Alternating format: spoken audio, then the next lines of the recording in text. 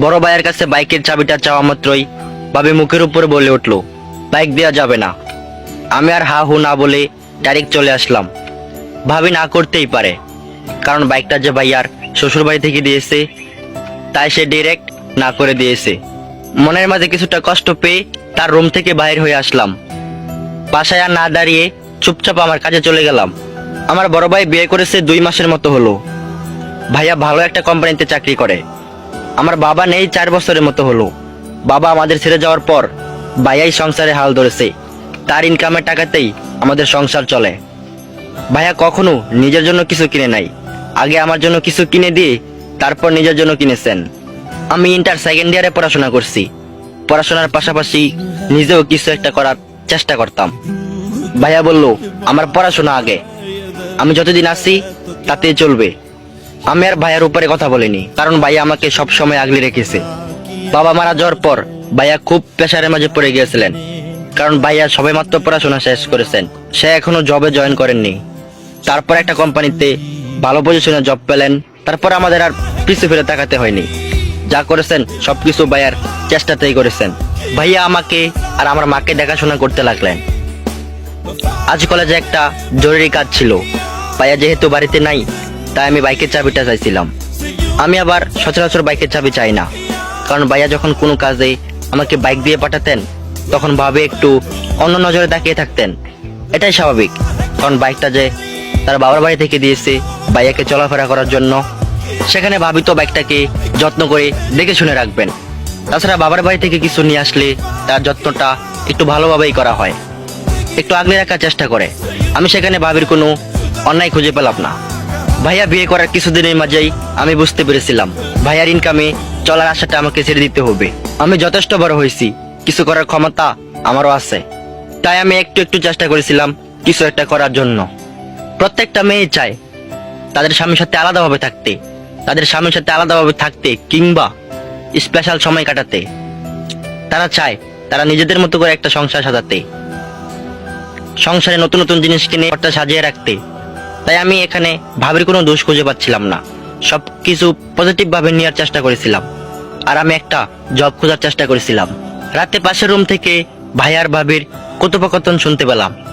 ভাইয়া ভাবিকে বলল, নিশি, আমি তোমাকে নিয়ে বেশ হতাশে দিন পার করছি। ভাবি বলল, কেমন? ঠিক বুঝতে পারলাম না। তুমি সকালে এভাবে আচরণ না করলেও পারতে। আবির তো আমার ভাই হয়, আর আমি ছাড়া আবিরের কে আছে বলো? বাবা তো আমাদের ছেড়ে চলেই গেলেন। ভাবি তখন ভাইয়াকে বলল, রায়ান দেখো, বাইকটা আমার বাবা দিয়েছে, আমি তো বাইকের যত্ন নিতে পারি, তাই না?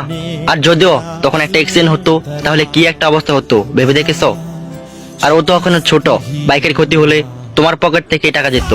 এত কিছুর কি দরকার ছিল?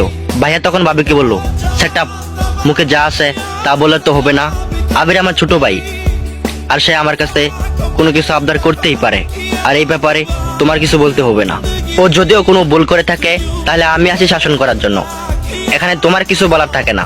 আমি পরবর্তীতে চাইবো না তুমি এমন কিছু করো কিংবা বলো যাতে আমার ভাই এবং আমার মা কষ্ট পায়। আমি এটা সহ্য করতে পারবো না। ভাইয়া একটু মেজাজ নেই রুম থেকে বের হয়ে আসলেন। ভাইয়ের কথা শুনে আমার চোখে পানি এসে পড়লো। ভাই আমাকে এতটা ভালোবাসে তা আমি আগে কখনো অনুভব করিনি। আজ আমার ভাইয়ের কথা শুনে আমার চোখের পানি আর না ফেলে পারলাম না। ভাবি 2 দিন চুপচাপ ছিলেন, ঠিকমতো খাওয়া দাওয়া করেনি, ঠিকমতো কারোর সাথে কথাও বলেনি। ভাইয়াও তার নিজের মতোই রইলেন। 4 দিনের দিন আমাদের বাড়িতে মেহমান আসলেন। আমি মায়ের কাছে খোঁজ নিয়ে জানতে পারলাম ভাইয়াই নাকি তাদেরকে বলেছে আসতে। ভাইয়া আমাকে নিয়ে বের হয়ে পড়লেন। আমাকে বাইরে নেওয়ার পর অনেক অনেক অবাক হলাম। আমার জানা ছিল না এরকম ভাই আর কারো থাকতে পারে। ভাইয়ের কার্যকলাপ দেখে আমার বুকটা ফেটে যাচ্ছিল। মনে হচ্ছিল রাস্তায় বসে চিৎকার করে কেঁদে নেই। নিশ্চুপ ভাবে কেঁদে যাচ্ছিলাম। বাইকের পিছনে বসে ভাইয়াকে জড়িয়ে ধরে হু হু করে কেঁদে যাচ্ছি। ভাইয়া আমাকে কড়া শাসনে বলল, দেখ আবির, একদম ছেলে মানুষই করবে না, এখানে কান্নার কি আছে? আমি কেন কাঁদছি তা পরে বলছি। আমি ভাইয়ার ভাবনায় ডুবে রইলাম। আমার ভাবনায় শুধুই ভাইয়া। আমরা 2 ভাই যখন বাড়ির উঠানে গেলাম, তখন সবাই আমাদের দিকে অবাক হয়ে রইলেন। ঘর থেকে মা এবং ভাবির পরিবার এসে আমাদের সামনে দাঁড়ালেন। ভাবি কিছু বলতে যাবে, তখনই ভাইয়া ভাবিকে থামিয়ে ভাইয়ার শ্বশুরকে বললেন, বাবা আমায় ক্ষমা করবেন, আমি প্রথমে আপনাদের কাছে ক্ষমা চেয়ে নিচ্ছি। আমি জানি কথাটা শুনে কষ্ট পাবেন, কিন্তু আপনি যতটা কষ্ট পাবেন তার চেয়ে দ্বিগুণ কষ্ট পেয়ে আমি বসে আছি। এই যে একটা বাইক দেখতেছেন, এটা আমার ভাই আবিরের বাইক। আমি আর আবির কিনে নিয়ে আসলাম, আর আপনারা যে বাইকটা দিয়েছিলেন ওইটা নিয়ে যাবেন। আমি চাই না আপনাদের কোনো জিনিস এই বাসায় থাকুক। আপনাদের মেয়েকে আমাকে দিয়েছেন, এটাই অনেক কিছু। আমি ওকে খুব আগলে রাখবো, তাতে কোনো কমতি থাকবে না। আমি আপনাদের কিছুই চাই না। আমি বিয়ের সময় বলেছিলাম আমার কিছুই লাগবে না, তাও জোর করে আপনারা দিয়েছিলেন। নিশি, আপনার দেওয়া বাইকের জন্য আমার ভাই আবিরকে কষ্ট দিয়েছে, তাই আমি আপনাদের সকল জিনিস ফিরিয়ে দিতে চাচ্ছি। ভাবছেন এটা হয়তো আমি আবেগের বশে করছি, কিন্তু যাই ভাবেন না কেন আমার কোনো আপত্তি নাই। আমার ভাইয়ের চাওয়া পূরণ করার দায়িত্ব শুধুমাত্র আমার। আমার বাবা বেঁচে থাকলে আমার বাবার কাছেই চাইতো। বাবা যেহেতু নাই, সেহেতু আমি আমার ভাইয়ের সব। তাছাড়া আমার বাবা আমার পড়াশোনার জন্য অনেক টাকা নষ্ট করেছে, আর সেই টাকার ভাগ আমার ভাইয়েরও আছে। যতদিন ও কিছু করতে না পারবে ততদিন ওর পাশে আমি আছি। আমার ভাইয়ের উপর আমার আস্থা আছে, ও যথেষ্ট ভালো ছেলে। আর হ্যাঁ, আবি যতদিন চাকরি না পাবে ততদিন আমি, আমার মা, আমার ভাই একসাথেই থাকবো। আর নিশি যাতে এই ব্যাপারে কোনো কথা না বলে। আর এই সিদ্ধান্ত যদি আপনারা না মানতে পারেন তাহলে আপনারা বিকল্প সিদ্ধান্ত নিতে পারেন, আমার কোনো আপত্তি নাই। ভাইয়ের কথা শুনে আমি সেখানে স্থিরভাবে থাকতে পারিনি। আস্তে করে রুমে গিয়ে চোখের পানি ফেলি। ভাই আমাকে শাসন করতো ঠিক আছে, কিন্তু যে এতটা ভালোবাসবে তা আমি কখনো কল্পনাও করিনি। সত্যি ভাই ভাই আর ভাই বোনের ভালোবাসার কাছে পৃথিবীর কোনো ভালোবাসার তুলনাই হয় না।